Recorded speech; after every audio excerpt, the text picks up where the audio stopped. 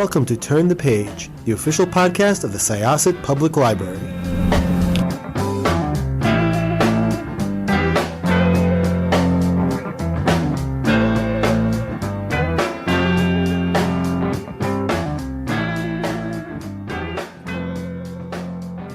Hello, everyone. Welcome back to Turn the Page. I'm your host today, Jen, and I am joined by the author of a book that I was just explaining. Absolutely floored me last week. I was reading it right before I was meeting up with a friend, and then I had to meet my friend weeping, but it spawned a really good conversation, and it's a really lovely reading experience. So hello, welcome to the show. Could I ask you to introduce yourself and your book, please? Of course. Thanks so much for having me. I'm Ciera Burch, and my book is a YA called Something Kindred.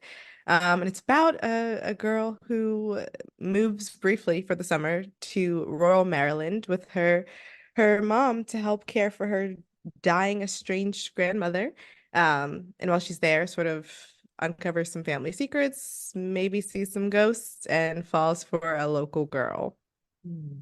It's so lovely, and I think it does both the horror and the romance so well. And that's actually my first question about when you are blending the two, how do you balance those two forces? And do the boundaries blur for you? Because like romance can be really scary when you are experiencing it, but then horror can also be like fun and intoxicating. So yeah, how do you see like the genre balance and how you use both?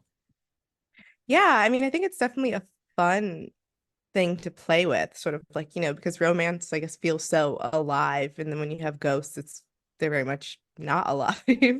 But I think I just treated it all as people, and as humanity.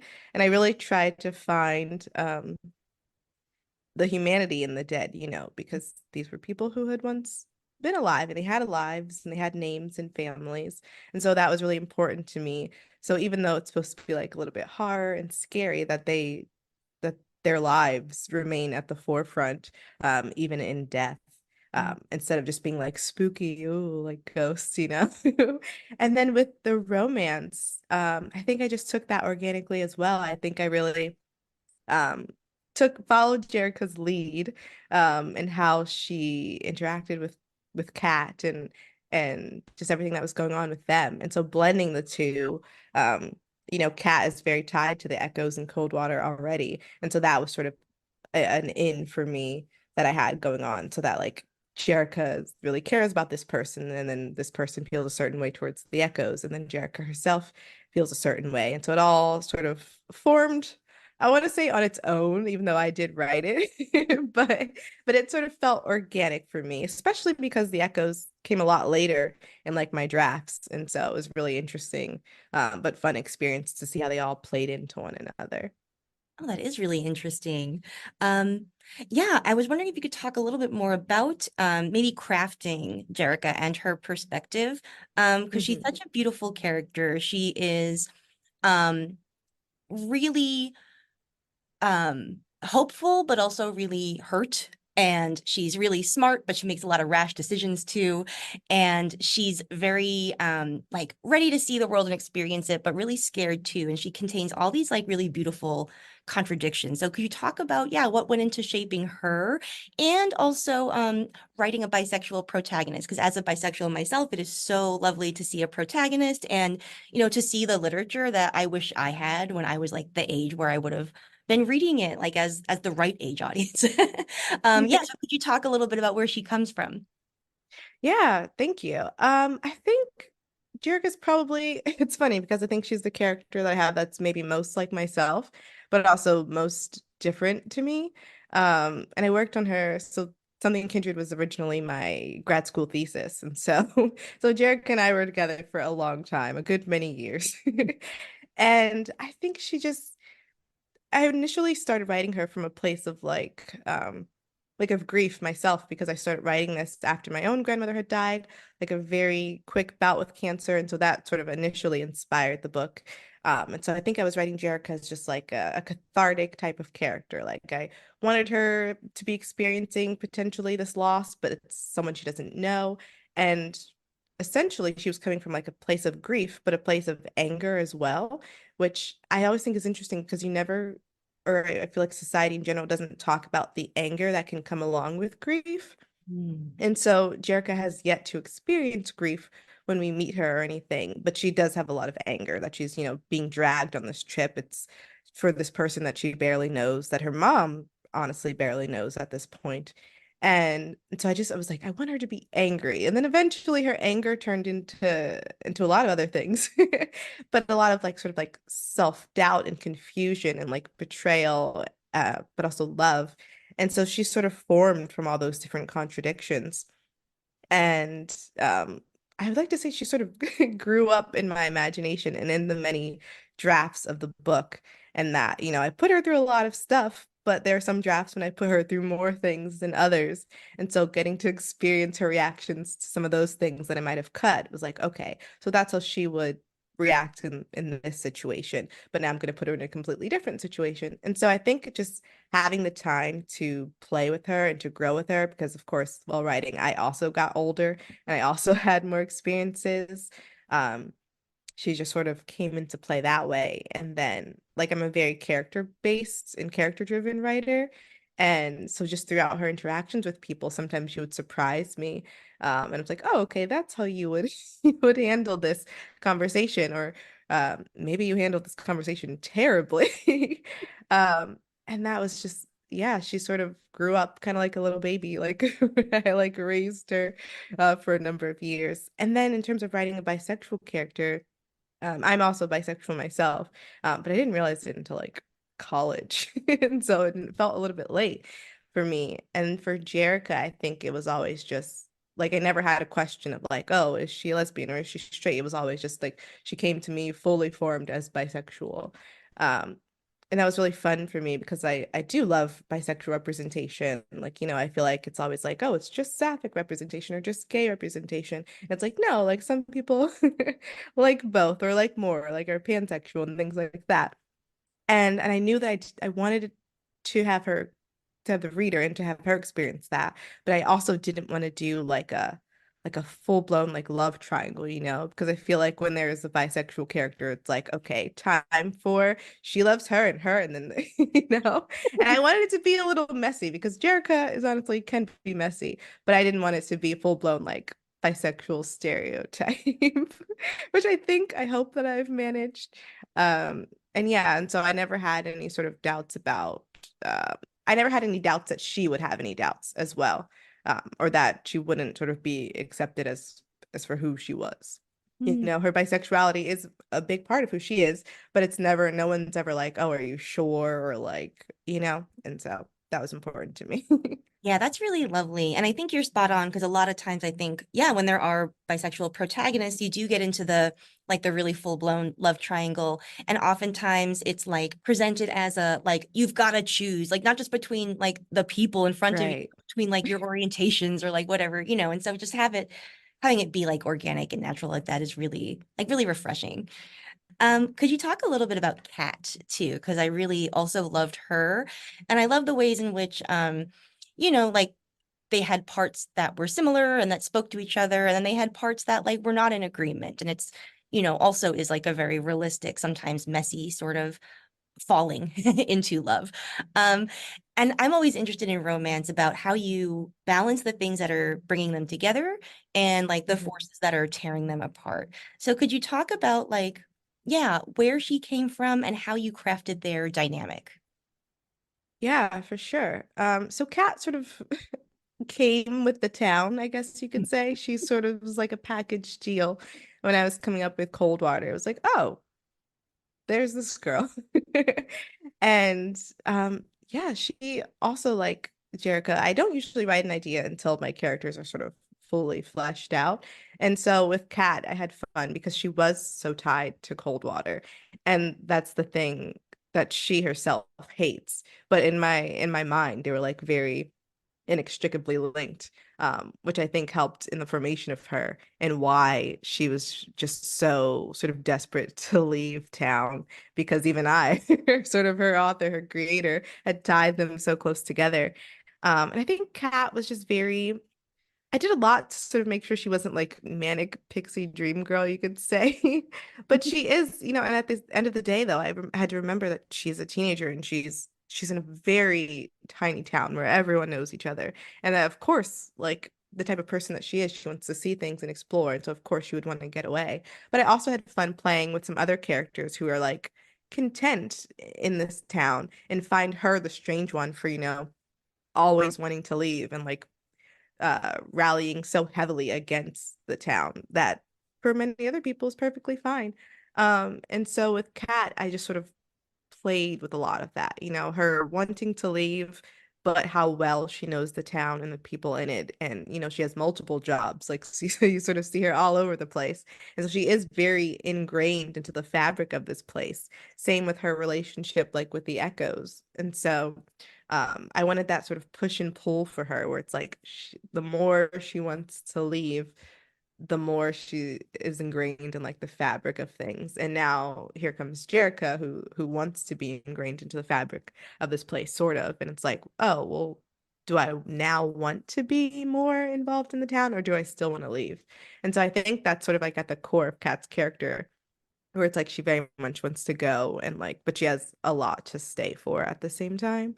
And then with her dynamic with Jerica, I initially sort of wanted them to be foils in a way, with that like idea of like you have a home and I don't sort of have a home, but you want to leave and I desperately want to stay or to find this place. And so in that case, I think they were. And in terms of the echoes, I think they were sort of foils. But I also think there's just a fun sweetness to them. Because Kat is very like um outgoing in a way, and she's also like very jokey, and I think it brings that side out of Jerica where she's usually more like reserved or introverted or anxious about things, and Kat is just not. And she gets her to do things that maybe she wouldn't, which felt very, teenager, um on the brink of like becoming an adult or moving into the next stage of your life. And so I wanted them to be those foils, but also to bring out things in each other, that either made each other better or sometimes make each other worse. And it was just interesting to explore. Yeah, it's a really beautiful relationship in the way it develops, and it does feel very organic. And I love that the way the foil bit that you were just talking about, because they both are jealous of each other for like the thing that the other person hates. And like that does, Exactly. yeah, such an interesting dynamic. And the way that they both relate to cold water, and everybody in the town relates to cold water, is so interesting too. So could we talk a little bit about like crafting cold water, because it is a fictionalized town, but it is based on real towns that existed. Yes, it's sort of, and it's based off of my grandparents' hometown, on the eastern shore of Maryland, which I won't say the town, but it's very rural place, that I grew up visiting occasionally, and I always thought it was like the worst place ever because it was so boring. There was no cell phone service. There was like, and it's more of a just a collection of houses than an actual town. But it was definitely my inspiration for cold water. And then in doing research, like seeing towns, by formerly enslaved people, like how they were created and where they were created. And so that was definitely like a big inspiration for me. And then creating cold water itself, I think maybe the hardest part was the name. Because, well, I'm bad at naming things. And I also had to make sure that there wasn't like a similar, like a real place called Coldwater, Maryland. And so I had like a whole list in like this tiny notebook. And I just was like, okay, I know that it's by a river because the real town is like actually by a river. And I was like, okay, there's a river in the book and I wanted to do something with it. So it's like, okay, it has to be by a river. Like, how did people name towns that were near rivers? And honestly, naming conventions are pretty simple Yeah. for the most part. And so I had like a bunch of them, so like by water or at water. And then I was like, the water in the river is cold. So it's now cold water. And then I had to make this an actual town compared to my grandparents' hometown, which is just houses, really. And so I thought of things that we would see on the way, to Maryland, where it's like, okay, there's an American Legion, because there's always an American Legion, and then, you have to have grocery stores, and I really wanted them to have a sort of main street, just because I think main streets are kind of cute. and they're very like small town-esque where everyone can sort of congregate. Um, and then after I did that, the town sort of started piecing itself together like Legos, you know?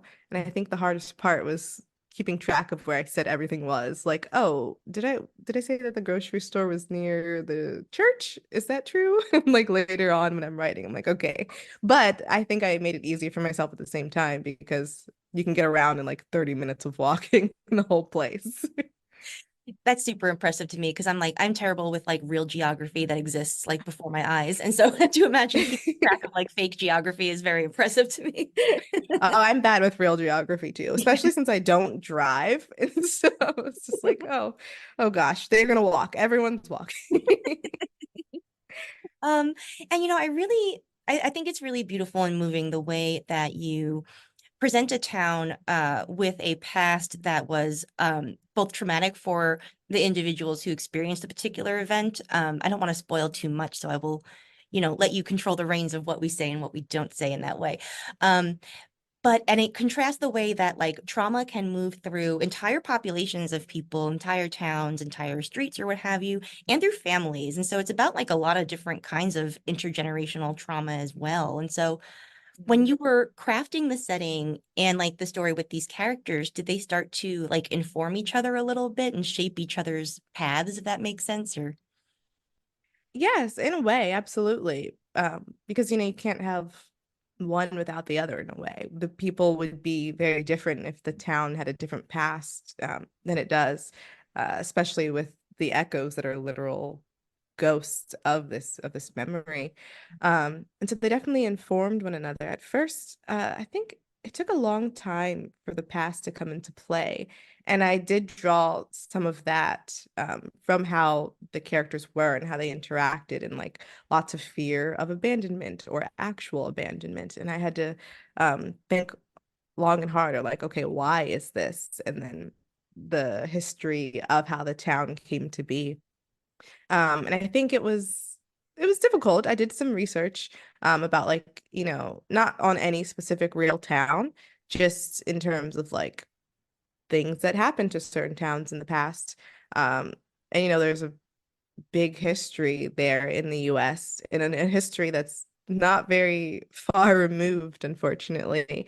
And so I wanted to think on, okay, this thing that happened not even 100 years ago, like how would that come into play for the people living or not living. Um, and I just said that there's this, I can't remember where the quote is from, but there's like the idea that water has memory, but also the idea that land has memory. And so this being such a small place, um, I just tried to think about how the memory of this land, like how it imprinted itself both on the actual soil and on the people living there. And of course, you're going to have oral storytelling of things that happened and like passing things down to one another. Um, and so I just tried to think of like the stories that grandparents might tell to their children and their grandchildren, and how that affects everyone. And also because of the thing that happened in Coldwater is literally still standing. It's a visual that you can see every day that you can't really avoid. Especially with this being such a small town, you sort of have to go in that direction. And even if you go from another direction, you can see it from elsewhere. So it sort of like looms over the town as much as it does the narrative, and as much as it does the people. Um, and so I wouldn't say I had fun playing with it, but it was an important important part of the book and all of the characters, including Jerica, who, doesn't exactly grow up here, but does now, being here, has to sort of face this legacy herself. Yeah, there's so much going on with people kind of being stuck in time, but also like, yeah, towns being stuck in time and sort of like having to grapple with the past. And so much of that actually takes the form of people confronting parents. There's so much so much intergenerational conflict and pain, but then also like a lot of healing and bonding in sort of what seems like really not ideal circumstances. Yeah, so when it comes to crafting like all of those really difficult like parent-child dynamics, um Yeah, did you also see that as wrapped up, I guess? I'm not sure.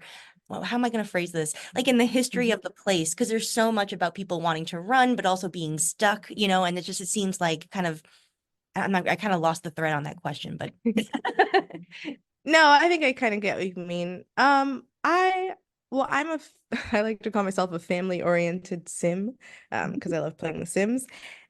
And so me and my family, on both sides, I'd like to think, are pretty close. And so that has always sort of informed a lot of my writing, just those relationships that I have with people. And I would say me and my mom are especially close. We're like best friends. We're not She had me as a teenager, and so we sort of grew up together. And so that I think is an important part of our dynamic, and I wanted that to be an important part of other characters' dynamics, not necessarily like growing up, or yeah, because I think no matter how old your parents are, you're still going to grow up together. You're both, getting older. And so I wanted, with Jerica and her mom Lacey especially, I wanted, they're both sort of displaced in a way, you could say, because Jerica's never felt that she has like a true home because they move so often. And then her mom is the reason, of course, that they're moving so often, because her mom is sort of like running away from her own hometown and her own past. And now they're both ended up sort of stuck in this place. Although it is Lacey's choice to come back there, and it's not Jerica's choice at all. And so that was already going to be an interesting dynamic between them. And then I did want this multi-generational family dynamic, of women especially, and of Black women especially, where there's just so much there, in general, from family relationships to sort of just like the relationship of time. Um, and especially with all of them not really knowing each other in a way, because of abandonment that happened. And um and so then it's to be especially in this place where this big town thing happened, mostly to Black women, um, that very much affected their dynamics. And that even though Graham is not actually from the town herself, she's fully woven into it. And I think that was mostly the thing of just like interwoven relationships, and you're all interwoven into the town now. You're my big tapestry, and so everyone's getting getting sort of quilted in together. Maybe with no escape, maybe with an escape. No one really knows, but I think that's important because you can choose your family in a sense in terms of found family, but when it comes to like who you're born with, you have no choice, and sometimes you don't have to be bothered with them. You can, go no contact or low contact. But I think at the end of someone's life, there's always that question, and there's always that uncertainty where it's like, do you want to be there? Is it your responsibility to be there? No matter how they treated you, is this now the burden maybe is on you? Do you want to try to go for forgiveness or to forgive? And so I really wanted to play with that. And it's like at the end of the day, at the end of the life, what's important to you, and is it just for you or is it for this other person, no matter what your relationship looked like before, no matter what it could be now in this small amount of time that you might have together. And that was really important for me to have all three of them explore, because you know there are so many potential relationships there and so many potential lost relationships there for them. yes. Yeah, it's really it's really moving and kind of fascinating too, the way that they're doing like a lifetime's worth of healing, like all three of them, with like this real looming not to put too fine a point on it, but deadline, right? Like there's a time Yeah. in which they have to do this. And there's something really moving to me, I think, about the fact that Jerica is, she's coming of age. She's like in that zone where she's starting to think about college and where she wants to go. And she is joining her grandmother at the end of life. And sort of like Jerica is watching her mother and her mother is watching her mother. And like they're all kind of realizing that like no matter how old you get, you're always still kind of like a scared child a little bit, and there's something like that is like really upsetting about that vulnerability, like seeing, your elders that way, but also something really like bonding. And it really captures that like that tension, really well. Thank you. Yeah, and I think it's such a fascinating dynamic because you always have to remember, like, your parents were kids and they have their own parents, and you don't really ever grow out of being a kid, like at heart and in yourself, especially when it comes sometimes to your parents. And just I think seeing if your dynamic with you and your parent is different from their dynamic with them and their parent, that's always something that can be like confusing or difficult to wrap your mind around, or just like fascinating. And so for me personally, that's always something that I thought was so interesting, like because I have a great relationship with my mom, and then my mom and her mom have had their own relationship. And so always watching that was always so interesting to me as a kid, especially because of course then I have my relationship with my grandmother. And so I was just always fascinated by those intergenerational relationships, and how like, some people, it's all those like grandma shirts and things where it's like, oh, grandma life is the best life, or like it's, because you're not raising the kid, you just get to sort of come in and cuddle and like, you know? And so that's always been fascinating to me. And I wanted to sort of write about that in real time, especially with the way that their relationships are, which is all very strained and confusing and interesting with one another. But yeah. Yeah, it's so beautifully done, and it's a book that's really going to stay with me for a while, and I'm very excited Thank you. to share it with our readers and our listeners. Do you is anything on the horizon for you? I know that authors often can't talk about what's in the works, but are you writing right now, or? I am writing right now. I'm writing another YA, and I'm also working on another middle grade. So yeah, lots of lots of writing going on. Thankfully, I'm excited about it. Excellent. All right, great. So glad to hear that. Yeah, thank you again for joining us. Like this book is just so beautiful, and it's really going to be such a privilege to share it with our community. So thank you. But thank you so much for your kind words. I'm glad you liked it. Problem. Listeners, it's now your turn. Please check out Something Kindred. By the time that you hear this episode, it will be out in the world. So please go to your favorite independent bookstore or library, wherever you like to go for books. Thank you so much for joining us. It is now time to close this chapter. It's time to close this chapter of Turn the Page. Join us for the next episode.